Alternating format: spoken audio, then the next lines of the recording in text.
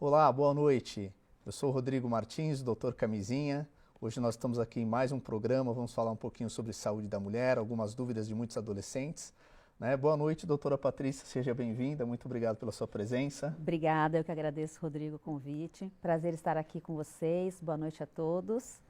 Bom, doutora, geralmente os adolescentes cada dia mais cedo iniciam a vida sexual e dificilmente conversam com os pais. E aí surgem N dúvidas, Então eles acabam indo para a internet e acabam encontrando no YouTube o canal do Dr. Camisinha e eles tiram várias dúvidas. Então para você que está nos assistindo agora, siga as nossas redes sociais no YouTube, Instagram, tá bom? Baixe o nosso aplicativo do Dr. Camisinha e se você tiver alguma dúvida, por favor, deixe a sua pergunta aqui sobre dúvida de educação sexual, sobre dúvida da área ginecológica da mulher, tá? Que a doutora vai estar aqui tirando as suas dúvidas também. Doutora, muitos adolescentes perguntam para mim o que é menarca. Bom, Rodrigo, a menarca é a primeira menstruação da mulher. Então, as meninas, elas têm uma idade que pode variar em torno de 9 anos até 15, 16 anos para poder ter a primeira menstruação. Isso varia de pessoa para pessoa e vai ter um contexto também ao redor disso, no sentido de que ela vai ter uma menstruação também voltada como está o perfil dela. Então, o biotipo daquela pessoa, se ela é mais obesa ou não, as interferências externas do meio também podem interferir. Também os fatores genéticos, hereditários, familiares, então essa variação vai ocorrer.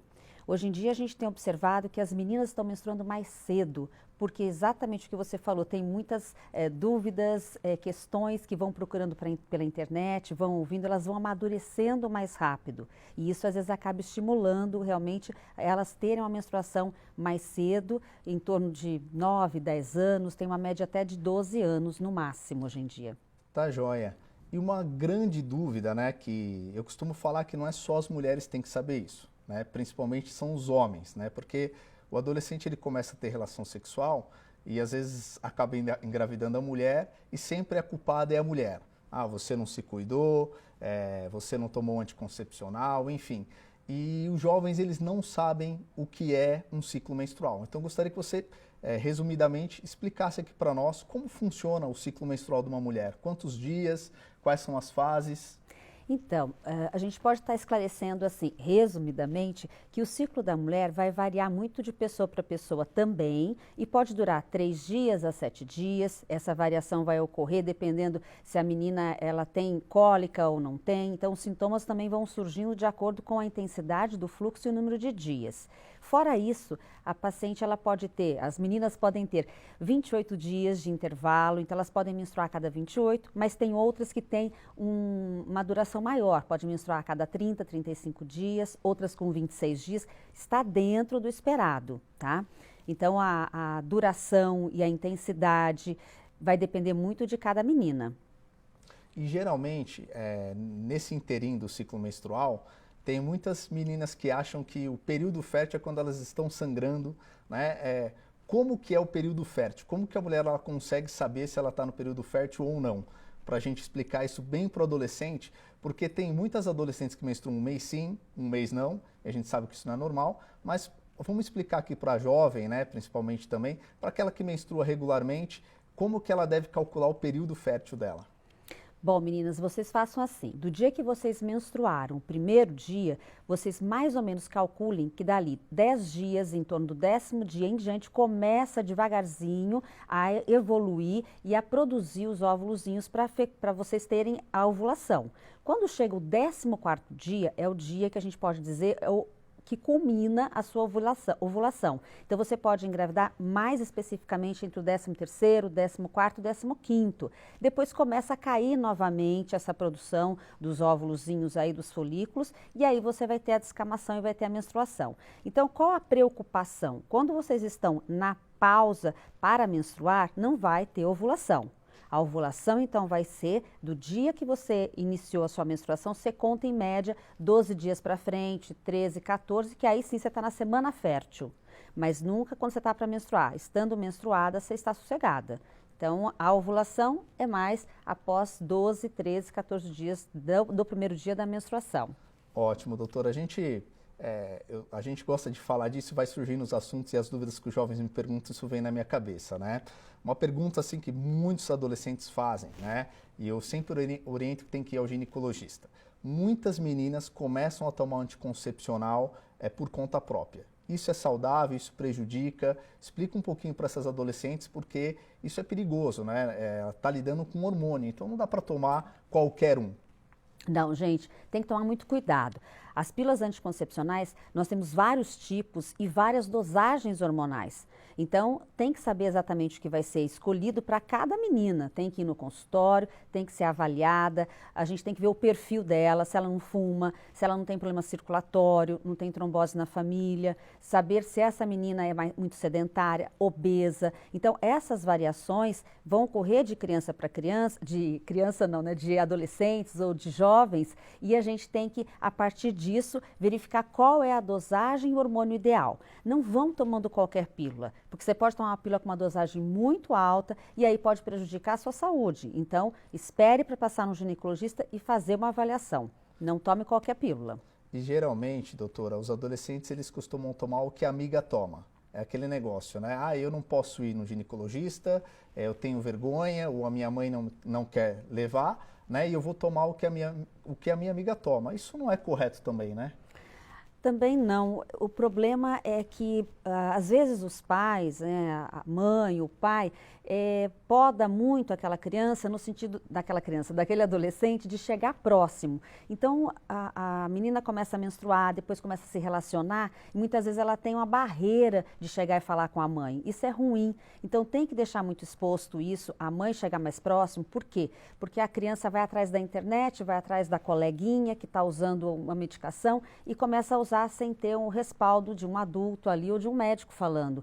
Então, não vá através dos remédios que a amiga toma, porque pode para você não ser o ideal. Tá, joia. E doutora, o que acontece, né, com uma adolescente se ela toma um anticoncepcional todos os dias no mesmo horário, mas ela esquece e ela lembra depois de 12 horas? Ela já está correndo algum risco? Ela já está, Rodrigo. Então, a gente tem que tomar cuidado, porque assim, ideal, tomar a pílula todos os dias no mesmo horário, não passar de atrasos de 2 horas. Se passou o atraso de 2 horas, você toma o horário que você lembrou. Porém, se passou 12 horas, piorou, né? Então, o que acontece? Passou de 2 horas, 12 horas, toma o que lembrou, mas naquela semana use preservativo. Então, você vai estar correndo risco. Então, pode tomar o que lembrou, mas tem que se prevenir de outra forma também.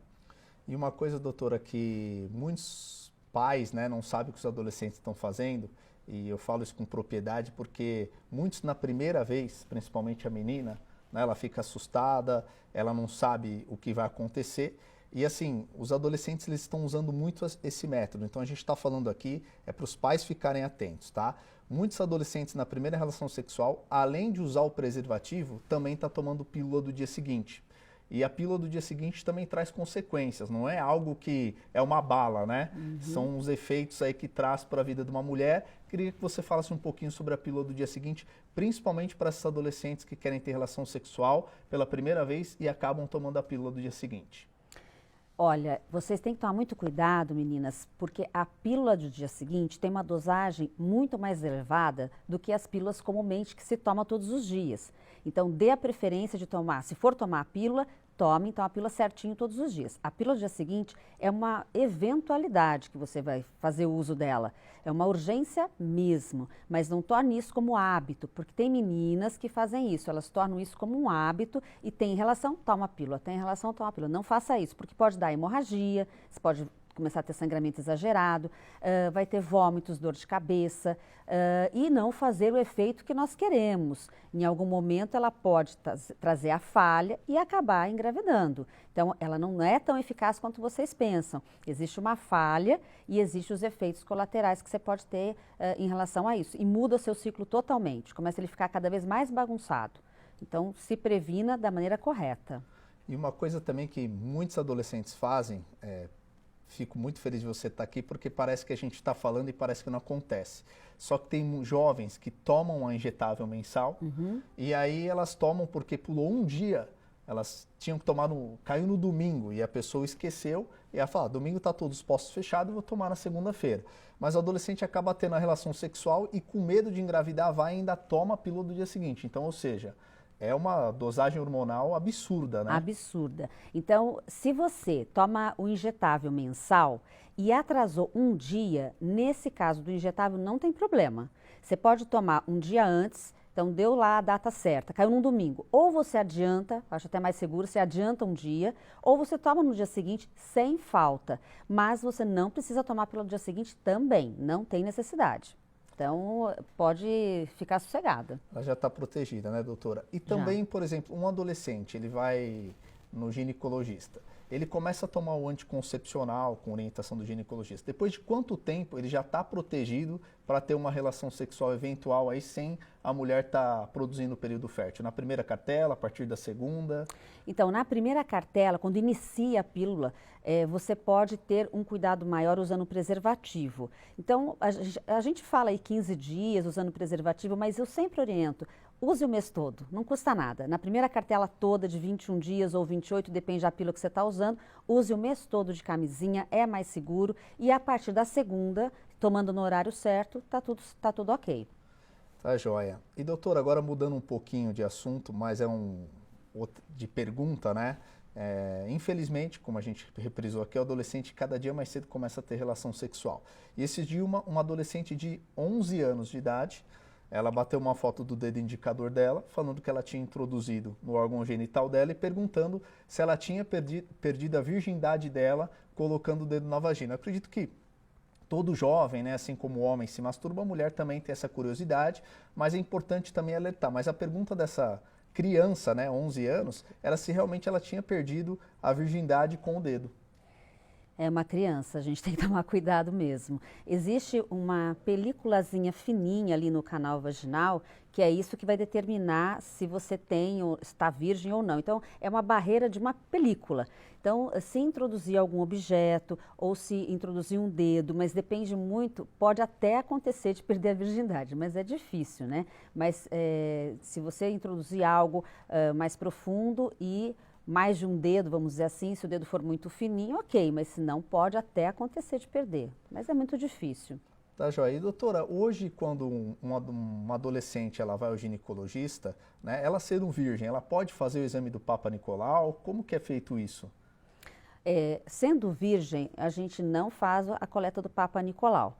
Então, quando ela é virgem, a gente prefere pedir mais, é uma secreção vaginal mesmo, de coleta mais externa. E quando, a partir do momento que ela inicia uma vida sexual ativa, aí sim nós fazemos a coleta do Papa Nicolau. Virgem, não.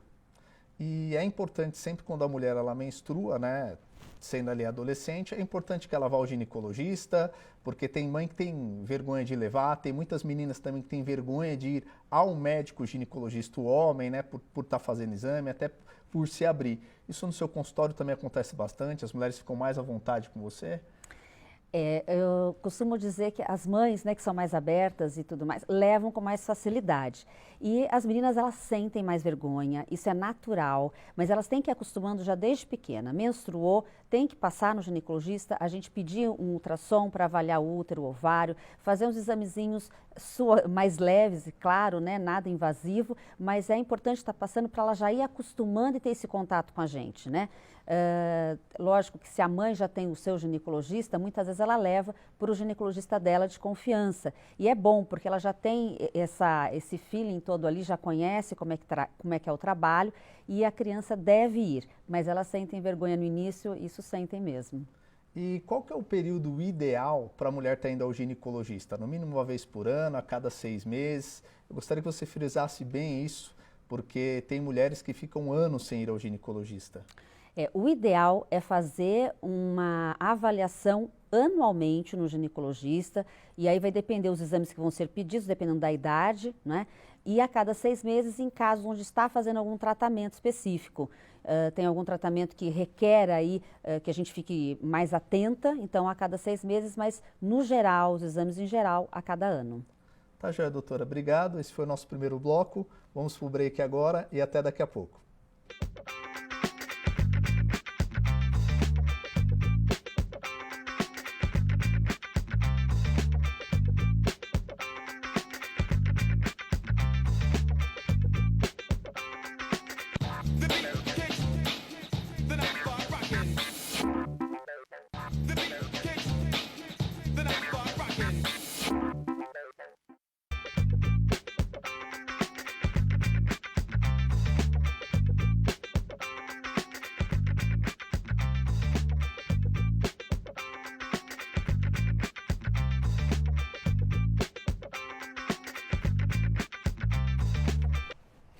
Olá, estamos de volta com a doutora Patrícia. Nós falamos agora no primeiro bloco, muito importante, de vários assuntos com os nossos adolescentes, aí, principalmente dúvidas, da jovem quando quer ter relação sexual, quando vai ao ginecologista, os exames. Então, se você está nos assistindo, chegou agora, tem pergunta, por favor, coloca aqui embaixo no Facebook, tá bom? Siga as nossas redes sociais, baixe o aplicativo do Dr. Camisinha e principalmente aos pais, A gente fala que o assunto sexualidade não tem idade e quando a gente tem filho adolescente dentro de casa, a gente tem que estar atento para falar desses assuntos com eles, que senão eles vão para a internet e acabam achando até muita besteira lá, tudo bem? Então vamos lá, doutora. Muitas adolescentes, elas, quando estão próximas a menstruar, que a mulher já conhece um pouquinho e sabe mais ou menos quando o ciclo está chegando, e aí ela tem uma festa para ir, ela tem uma praia para ir, e normalmente vai ser bem no dia que a menstruação vai vir, E geralmente elas procuram medicamentos para atrasar a menstruação. Isso pode ser feito, não pode ser feito? Como elas devem lidar com isso? Então, quando as meninas elas vão para alguma festa, como você falou, para praia, piscina, e vão menstruar, e elas já estão usando pílula, é mais fácil, é mais prático. Então, ela pode estar emendando a cartela, não tem problema, e aí ela termina essa cartela toda que ela emendou e vai menstruar só no outro mês, sem problemas. Às vezes, mesmo emendando, pode vir alguns escapezinhos, alguns sinaizinhos, mas já ameniza também. Quando ela está tomando a pílula e ela quer adiantar a menstruação, ela vai ter que parar os remédios antes, deixar descer e depois ela reinicia uma outra cartela depois de 7 dias dessa pausa. Agora, quando ela vai para uma praia e não faz uso ainda de contraceptivos, o que ela pode estar fazendo para não ter nenhum problema na praia, na piscina, seriam os coletores, hoje em dia muito utilizados, para segurar a menstruação, não deixar ela vazar, claro, e os absorventes internos, que se colocam também para poder usar um biquíni e não ter nenhum problema de vazar e de ter que usar um absorvente externo que vai atrapalhar ali o dia a dia da menina, Tá, joia. E agora um assunto também muito interessante é sobre depilação, Nos anos 60, 80, que tinha lá as Playboys, enfim, que era uma época diferente, as mulheres não se depilavam, Mas hoje, eu converso com muitos adolescentes e elas acabam tirando, usando gilete para se depilar e vão usando aquela gilete por várias vezes. E a mulher, é saudável a mulher se depilar com gilete? O que você tem para falar nessa área de depilação? Porque hoje é algo que a estética vem crescendo e é algo que a mulher, até o homem, acha mais bonito na hora da relação. Uhum. Na verdade, a depilação, a gente tem que também ser comedida quando vai fazer a depilação, porque as meninas gostam de fazer depilação total. Mas vou dizer para vocês, façam em algumas situações, não façam sempre, porque quando você tira todo o pelo, você vai estar também tirando aquela camada de proteção. Então, o pelo serve como proteção. Faça a sua depilação no seu dia a dia, na região da virilha, pubis, mas na parte dos grandes lábios, apare com a tesoura, deixe mais curtinha. Não é interessante também deixar muito comprido, mas deixe mais curtinha e não tire totalmente. Você vai fazer uma viagem, vai para a praia, para a piscina, aí você pode estar fazendo a sua depilação total. Mas no seu dia a dia não faça, porque você está tirando a proteção. E isso favorece o surgimento de bactérias, de fungos, a região fica mais vulnerável. Outra coisa também, a gilete. Você pode fazer depilação com gilete, só que você tem que tomar cuidado, você tem que saber usar.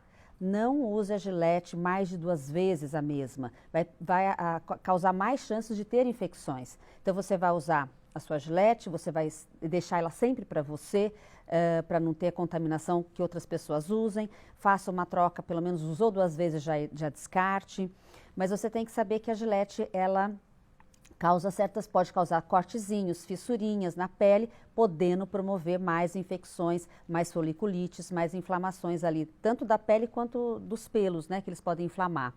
É muito interessante você falando isso, porque tem essas adolescentes, elas costumam rapar, elas tiram tudo, né? Tudo. E se elas estão principalmente próximo da menstruação, aí, doutor, o que acontece? Elas depilam toda a região, fica sensível e elas ainda menstruam e usam absorvente.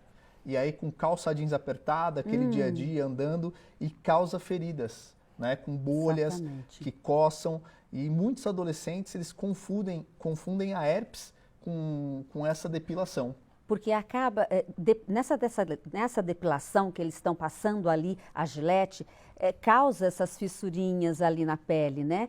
E aí, como você disse, Rodrigo, vai usar um absorvente, vai abafar a região, vai usar uma calça jeans apertada, que já é o habitual mesmo, né? Então, cria um abafamento, falta de ventilação e vai fazendo as escoriações locais. Pode até confundir realmente com um herpes, com uma doença ali, achando que é algo assim, né, transmissível até, e às vezes é simplesmente o contato e o atrito que está tendo naquela região.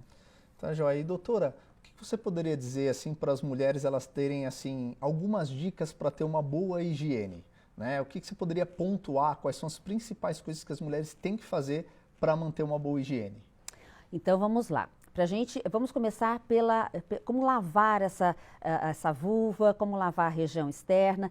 Primeira coisa, a gente não deve fazer nenhuma ducha, lavar a parte interna. A vagina, ela é praticamente autolimpante, ela se faz ali a limpeza dela automática. Então, por dentro não mexam, porque senão altera o pH, altera o equilíbrio vaginal e você vai ter infecções. Então, por fora, você vai lavar os grandes lábios, as dobrinhas, tudo com água, muita água corrente, e pode usar um pouquinho do sabonete líquido, sabonete íntimo, que são sabonetes que são apropriados para aquela região, onde vai ter um pH entre 5,5, 6, onde não vai deixar as bactérias ali proliferarem, tá? Mas não pode também exagerar na quantidade. Outra coisa que é interessante, durmam sem calcinha, gente. Vocês ficam o dia todo com uma calça, com uma calcinha abafando, com um absorvente. À noite, deixa ventilar. Use o seu shortinho, sua calça, mas sem a calcinha por baixo. Use o seu pijaminha só. Pelo menos à noite vai ter uma boa ventilação. A vulva vai agradecer. Vai melhorar bastante ali o equilíbrio do pH também e da ventilação. Essa é uma dica que eu costumo falar para praticamente todas as adolescentes, né? Porque elas usam calcinha de lycra, né? E tem uma diferença entre calcinha de lycra e calcinha de algodão. Queria que você também explicasse isso para essas meninas. Outra coisa, né, que o Rodrigo me lembrou aqui, são das calcinhas. Deem preferência para as calcinhas de algodão, porque elas abafam menos. Então, elas permitem que haja mais troca, mais ventilação. O sintético, o tecido sintético, além de poder irritar também a vulva, trazendo coceira, por exemplo, ele também abafa mais. Então, é outra dica que fica aí para vocês. E, doutora, muitas adolescentes, elas sentem coceira na região e ardência, né? E aí isso pode ser por N motivos. Mas quais são as causas mais comuns que aparecem no consultório, né? Ou às vezes essa menina ela está sentindo uma coceira, uma irritação. Quais são as causas mais comuns? Bom, a primeira causa assim, que é interessante a gente falar é a candidíase. A candidíase é uma infecção vaginal que ela vai aparecer por alguns fatores. Queda de imunidade e alteração do pH vaginal, que pode ser propiciado pelo calor local, abafamento, a falta de ventilação, uso dos antibióticos também, que desequilibram muito a flora vaginal. Então, existem várias situações onde você pode ter uma mudança ali na região do pH vaginal, trazendo os inconvenientes da coceira. Outra coisa é a forma que lava-se a peça íntima, né? Então, às vezes usa um amaciante, usa um sabão inadequado e aí aquilo vai irritar a região da vulva. Então, o ideal é lavar as calcinhas com sabão de coco, um sabão neutro, e não deixar no banheiro, porque lá tem muito fungo, tem muita bactéria. Então, lavou, tem que estar pendurando lá no varal para tomar o solzinho e depois passar essa peça íntima também. Então, essas coisas assim, do dia a dia, que pode parecer uma bobagem, faz a diferença para a mulher. Tem que prestar atenção. É muito importante isso, doutora, porque hoje essa adolescente, ela acaba ficando até perdida, né, nessa questão de saber como lavar, como não lavar, ou se tem alguma irritação, alguma coceira, elas ficam desesperadas, né? E às vezes quer se automedicar, né? A pessoa ela está preocupada, tem vergonha de falar com os pais. E aí você entrou num tema muito importante, né, da candidíase, que também a alimentação pode influenciar, né? Isso, a alimentação na candidíase é importante. Então, você pode ter uma candidíase esporádica, uma vez na vida, uma vez no ano, e ser porque você foi à praia, abafou muito, ficou com o biquíni muito tempo molhado e teve essa candidíase. Mas tem muitas pacientes que acabam tendo as candidíases de repetição. E quando você para pensar, você pergunta o que ela está comendo, qual é a sua alimentação, e isso vai interferir muito, porque o carboidrato, ele acaba diminuindo o pH vaginal, ele deixa o pH muito ácido, e isso favorece o crescimento do fungo na vagina, na vulva, na vagina. E também o açúcar, né? Então, o excesso do açúcar faz com que essa glicose aumentada ali no pH vaginal, no canal vaginal, faz com que o fungo se alimente. Então, você aumentar o açúcar não é interessante e o carboidrato também não. Você diminui essas duas coisas, faça uma dieta mais equilibrada, diminuindo essas duas situações, o carboidrato simples e também o açúcar. E doutora, a gente sabe que existe o corrimento fisiológico e o patológico, né? E muitas mulheres acabam pegando uma infecção sexualmente transmissível e ela acaba confundindo, né? E existem características muito diferentes entre um corrimento e outro, né? Explica um pouquinho para essas mulheres saberem qual tipo de corrimento, como ela identificar se ela está tendo algum tipo de infecção sexualmente transmissível. Então, as meninas devem observar o seguinte: quando existe um corrimento mais amarelado, até esverdeado e com odor muito forte, ela tem que tomar cuidado, tem alguma coisa errada. Ela tem que ir no ginecologista para ser examinada, para poder tratar, saber o que está causando e poder tratar. Outra coisa também que chama atenção, coceira. Quando você tem um corrimento esbranquiçado, parecendo uma nata de leite, com uma coceira e uma ardência que arde na região da vulva e arde também até quando vai urinar, tem que também procurar o ginecologista. Presença de verrugas ou lesões, também procurar o ginecologista. Agora, no seu dia a dia, quando você tem ali uma secreção que é clara, transparente, parecendo uma clarinha de ovo, ou até uma secreção esbranquiçada, mas muito leve, é normal. Então, nós temos uma secreção normal do nosso dia a dia. Tá, joia, doutora. Bom, o tempo passou muito rápido, quero te agradecer. Né? Obrigado pela sua presença aqui. Eu que agradeço. Né? As pessoas que quiserem te procurar, a gente vai estar divulgando suas redes sociais também, mas o seu Instagram aí, passa para nós aqui, que vai passar na tela aqui para nós. Ah, tá jóia. O meu é doutora Patrícia Olivotti, é o Instagram, o Face, e o meu site é www.doutorapatriciaolivotti.com.br. Muito obrigado, tenha uma agradeço. excelente noite e até a próxima semana. Fiquem com Deus. Thank you.